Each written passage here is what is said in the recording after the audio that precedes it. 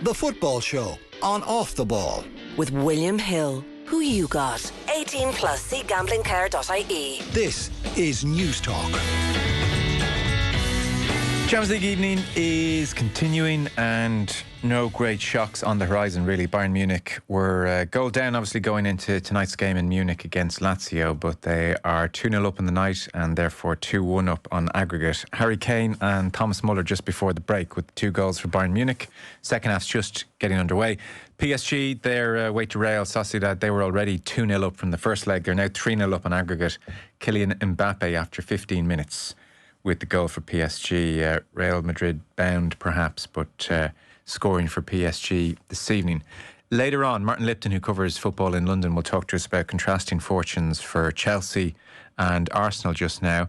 But we will start with Ireland's Euro 2025 qualifying group. Now, at the World Cup last year, Ireland had group death type deal, so we thought, well, maybe karma might owe them something a touch more benign for Euro 2025. And out came France, third in the world, England, fourth in the world, Sweden, fifth in the world. Best of luck, Ireland. 2 thumbs up. Rachel O'Sullivan is with us from Girls on the Ball. Rachel, evening. Good evening. How are you? What the hell is going on here? Honestly, I don't know what we've done to people. I thought everyone liked the Irish, but apparently not. We've managed to get possibly the hardest group out of all of them. I mean, it's so bad, all you can do really is laugh, I think. Yeah, I mean, you look at some of the other groups and think maybe there'd be a bit of a chance. I mean, Group 2, Spain, Denmark, Belgium, Czechia, that's a difficult group as well. But there's no question that France, England, Sweden, Republic of Ireland, 3, 4 and 5 in the world is just a bit mad. It's going to be a tough ask. I think I'm glad there's playoffs. I think there's a huge benefit of being in League A. It means that should Ireland come bottom of the table, their first playoff will be against a Group C team, 2-legged playoff, and then I think there'll be one from a Group B team. So it could, if had Ireland stayed in Group B, it would have been arguably more difficult. So there is some silver linings, I suppose. Yeah, I was looking at the Guardian website and just to get a sense of where we rank in this group, it was no great surprise to see this. But the headline was Lionesses draw Sweden and France in group of death. Like, give us a mention in the headline for God's sake. So that really put things in perspective. But you've rightly said the playoffs here are guaranteed. And so that changes the complexion of this situation massively. I mean, if you want to, be really one of those annoying glass half full no matter what types, these are high-level games against top-level opposition and there's still the massive safety net of the playoffs. So this can be spun in a relatively positive way. Yeah, I mean, we're in the big leagues now. It's what happens when you top your group, you win all your games. So, there was never going to be an easy group. There was arguably a maybe potentially less difficult group, but it was always going to be difficult. So, yeah, I think the safety net's massive. I think the fact that Ireland are in League A means that the opposition they potentially face, should they end up in the playoffs, they should be able to win those games, and we should be able to feel more positive about who they potentially might come up against. I will say, should they win, say they get to the playoffs and a lot of permutations here and win their C games, they'd end up playing against teams in League B, and potentially you've got Northern Ireland, Scotland and Wales. Yeah. Each in their own groups there. So, there could be even more interesting fixtures to come. I'm glad you pointed that out about The Guardian, because I'm good friends with the women's football editor at The Guardian. I'm going to have a word about that. Well, I'm sure the argument will be a clunky headline and, we can only list it so many teams. So I suppose a couple of questions to ask. One about Eileen Gleeson. And in part, she was given the job on the back of those performances last year, which were against a lesser standard of opposition, and it was very much Ireland on the front foot. So now, pragmatism is going to have to kick in here. Eileen Gleeson against these teams will have to set up Ireland in a certain way. And, she may be borrowing, frankly, from the Vera Pauw playbook.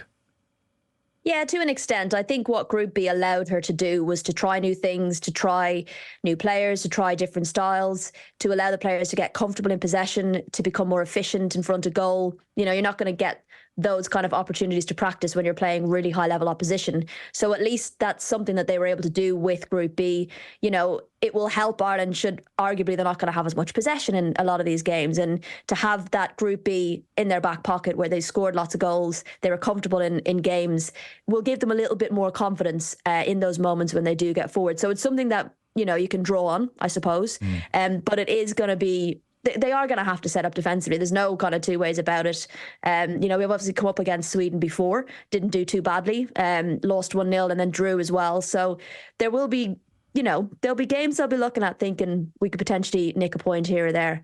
But yeah, it is definitely a very different challenge for Eileen Gleeson to come up against. Look, they will be relishing it. There's no doubt about it. They want to play the best.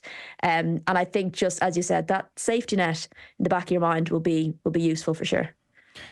It's interesting, like that point you make to tease that out, to what extent Ireland are a possession-based team.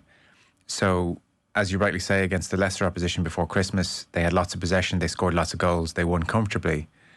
People, for instance, would have watched the Wales game and they were distinctly shaky in possession. And actually, even trying to play out from the back, they gave up seriously good chances to Wales.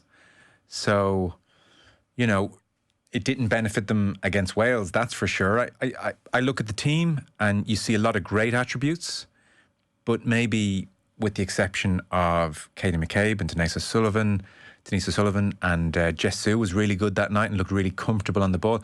I still don't see Ireland, despite what we might like to say, I don't see Ireland as a comfortable in possession team. Yeah, I mean, look, they're ranked 24th in the world for a reason. They are a developing team when it comes to, you know, the big leagues in women's football, and they're progressing well.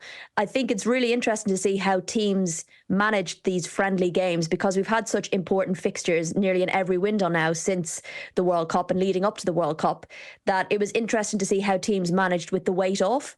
You look at England kind of went the other direction and kind of flourished under that less stress, I guess. Ireland, on the other hand, it seemed to kind of, the wheels came off a little bit maybe, you know, and you have to factor in things like injuries and that kind of thing as well.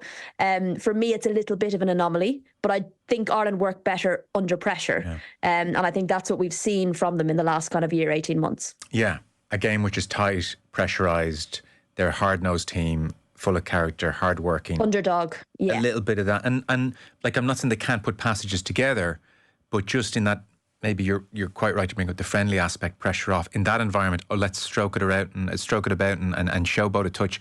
I don't feel at this level they have that in their locker just yet, if I'm being honest. Maybe that's harsh, but I don't see it.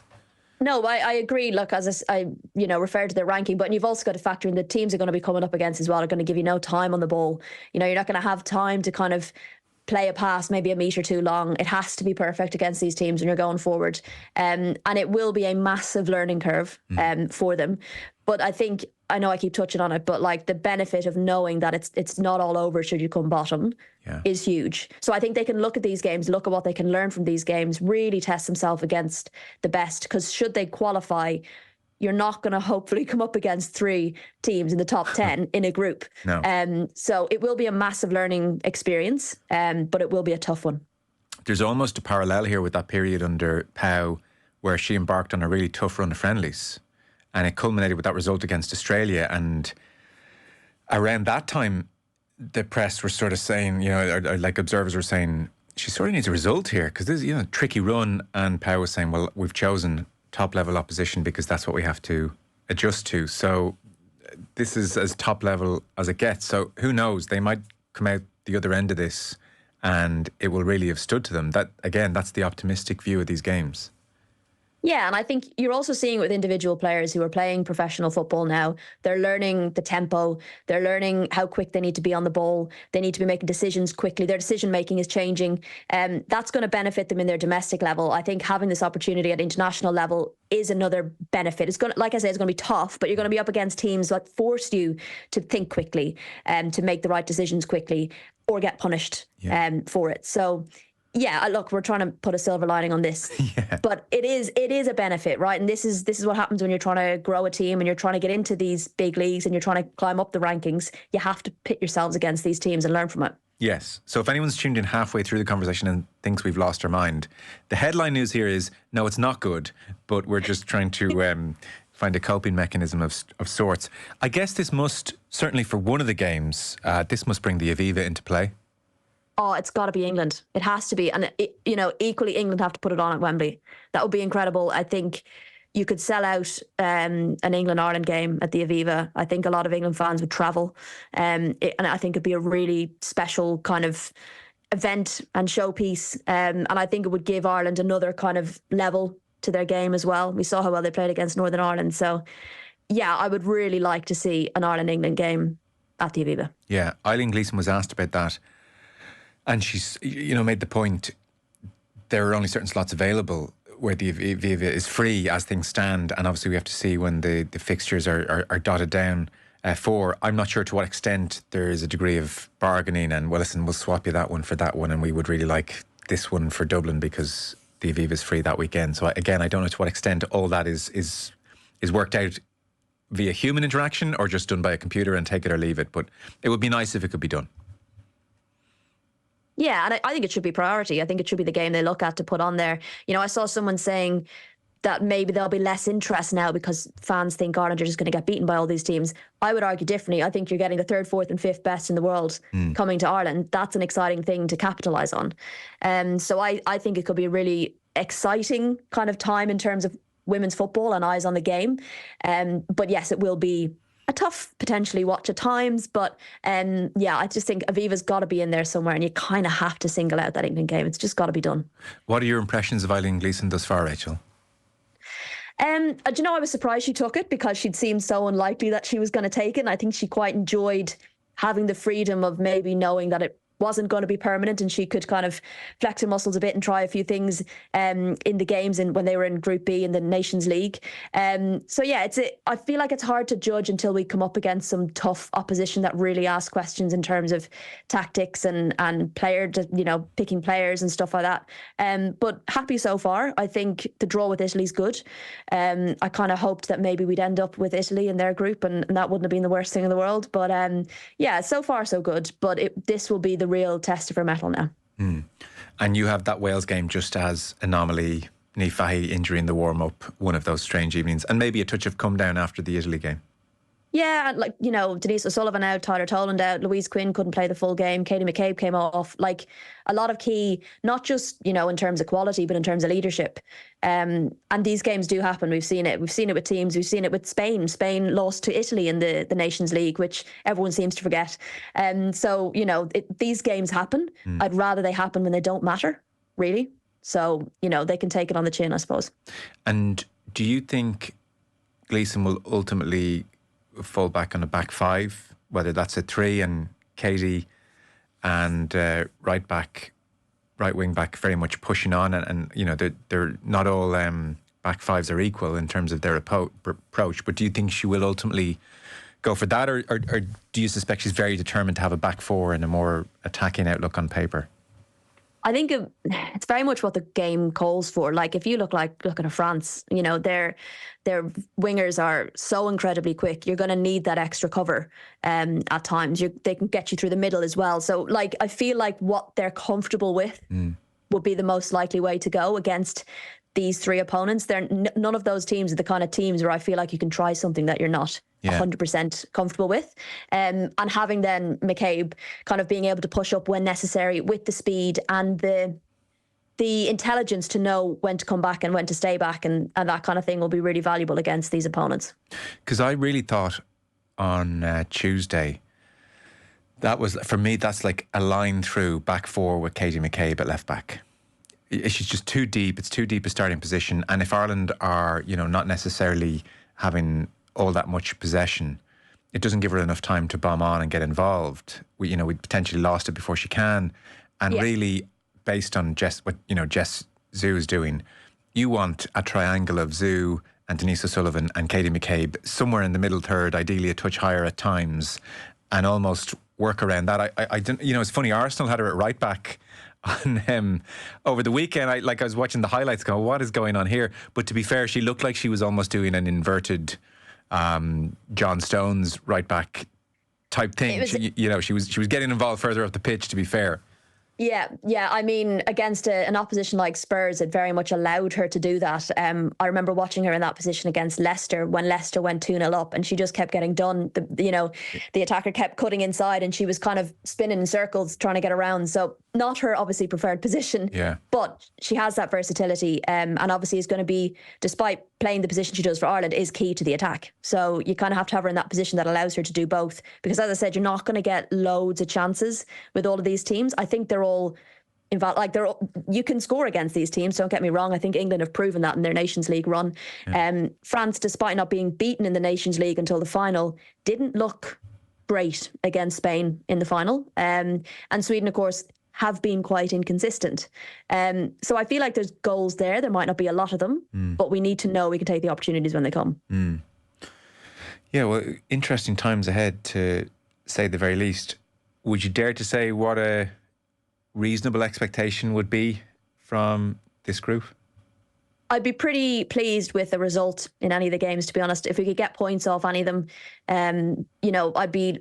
And it seems mad to be saying looking at Sweden, but that's purely because of the outcome we had when we played them previously.